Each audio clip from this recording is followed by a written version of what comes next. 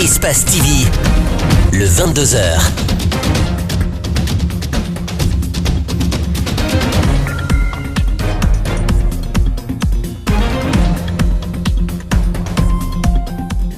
Il est 22h à Conakry. Bonsoir à tous, bienvenue à ce journal, la grande édition de la soirée.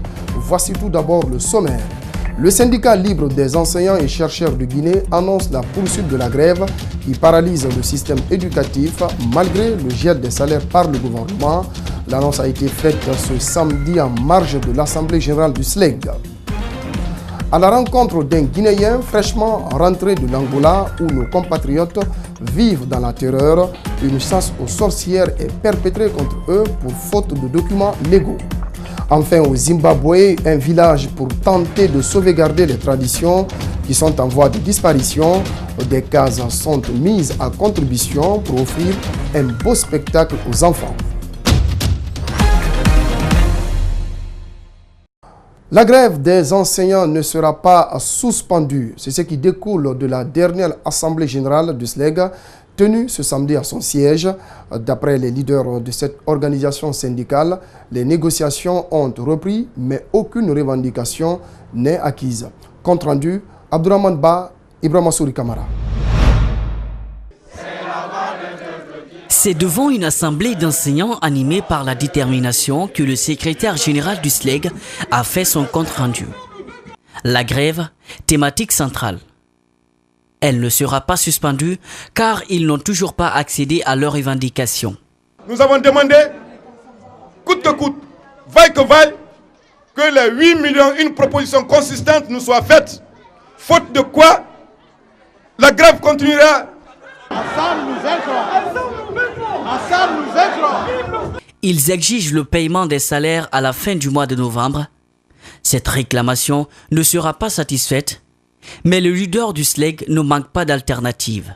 Si toutefois la proposition qui nous sera faite sera consistante, nous allons accepter à ce que le paiement commence en janvier avec effet rétroactif. Lors de cette grève, certains enseignants ont dispensé les cours dans la clandestinité. Le secrétaire général du SLEG dénonce ces actes et traduit l'intérêt du mouvement. Nous ne pouvons pas accepter de continuer à vivre dans cette condition de souffrance et que nos camarades d'en face mènent une vie ostentatoire.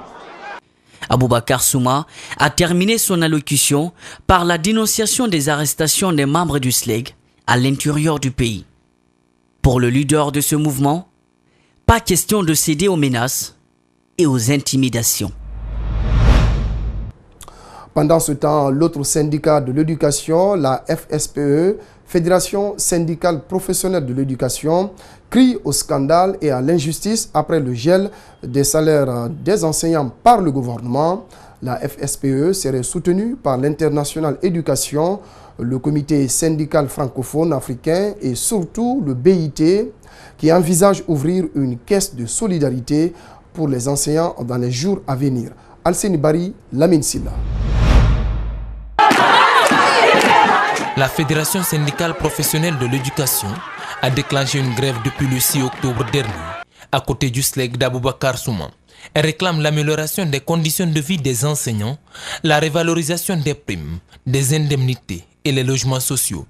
Pendant ce temps, la grève continue et l'État procède au gel des salaires. Le constat est amer. Une violation de loi, une injustice sociale envers les enseignants.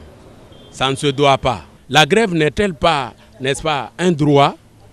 Malgré tout, le secrétaire général de la FSPE reste optimiste quant au dialogue pour une sortie rapide de crise.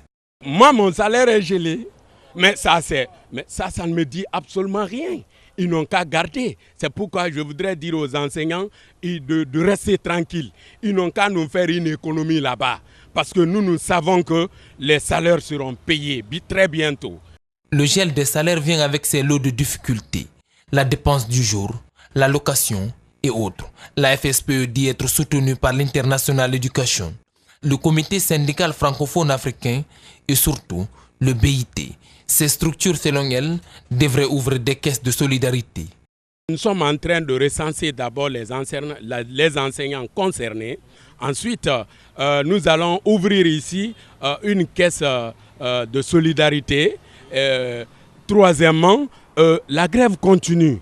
La grève a conduit au limogeage de plusieurs directeurs préfectoraux de l'éducation, notamment de Kindia, Boké et Labé. La FSPE crie au scandale et à l'injustice. Économie dans ce journal. Amélioration du climat des affaires en Guinée. Les autorités souhaitent progresser de 50 places à l'horizon 2020. C'est une annonce du ministre des Investissements publics et privés en marge de la publication du rapport Doing Business 2019 où la Guinée a fait une progression d'une place en se classant 152e sur 190 économies évaluées à travers le monde. Pour y arriver, la poursuite des réformes est mise en avant. On écoute le ministre Gabriel Curtis.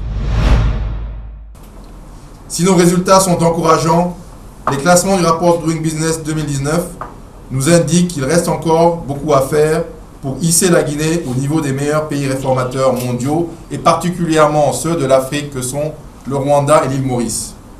Et nous souhaitons, à l'horizon 2020, progresser de plus de 50 places.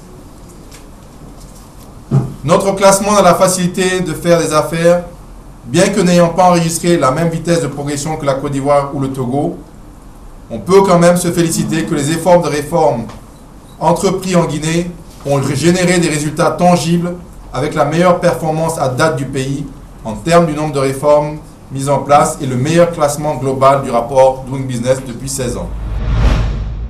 Voilà, c'était donc le ministre Gabriel Curtis, ministre de l'Investissement public et privé, qui s'exprimait sur la publication du rapport Doing Business 2019. Comment lutter contre le blanchiment de capitaux et le financement du terrorisme? La question était au centre d'un atelier de formation ce samedi à Conakry. Membres de la cellule nationale de traitement des informations financières, société civile, médias ont pris part à cette rencontre. Je vous propose ces quelques réactions. La CENTIF est au cœur d'un dispositif. Ce dispositif justement comprend plusieurs acteurs, dont les assujettis, les correspondants de la CENTIF. Nous sommes donc, depuis que nous sommes là, nous avons prêté serment. Nous avons fait plusieurs activités opérationnelles de coordination et de sensibilisation. Les activités opérationnelles, nous avons reçu une centaine de doses. Nous les avons analysées et aujourd'hui, nous avons plus d'une dizaine de rapports qui ont été diffusés au parquet. La lutte contre le blanchiment de capitaux et le financement du terrorisme, ce sont des questions qui ne sont pas à la portée des acteurs de la société civile, des médias et même du citoyen ordinaire. Or, ce sont des questions importantes qui, si vous voulez, intéressent au premier chef, comme je le disais le matin, les classes politiques, administratives et économiques de notre pays. Et donc, il est important, dans le cadre de la lutte contre la corruption, de la promotion de la bonne gouvernance, que finalement, qu'on sache que notre pays s'est engagé dans ce processus de création du GIABA et que notre pays a adopté 2 lois sur le blanchiment des capitaux et le financement du terrorisme.